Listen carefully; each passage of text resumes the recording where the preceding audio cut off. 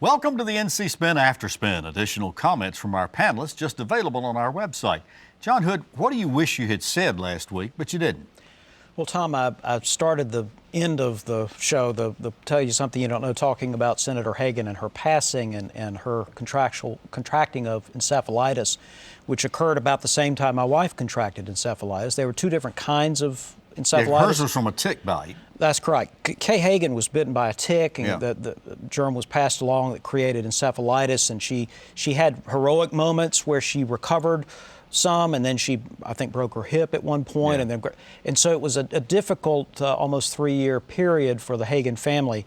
My wife ended up recovering after a trip to Mayo Clinic in Minnesota. But one of the things I want to mention about this is there are some kinds of maladies, and certainly encephalitis and neurological conditions in general are among them, that have an inherent bit of mystery, confusion, and uncertainty.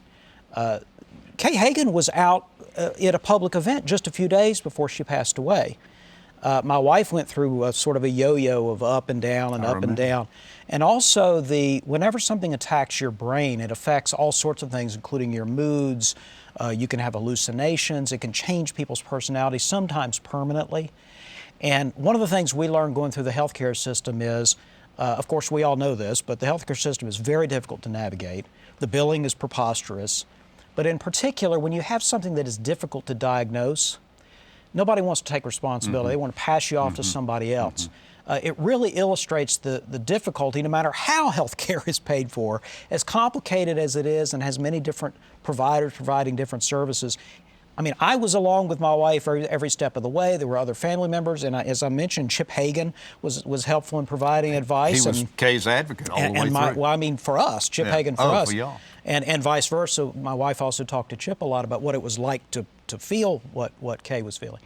But anyway, not having a family member, not having someone as your advocate can sometimes be a death sentence. There's no question. And it's important for family and friends to look after each other when they go through the healthcare system, because nobody else has that responsibility that you have for someone that you love. But that's true with education. That's true just, in almost all aspects of life, especially healthcare. I think your point is well taken.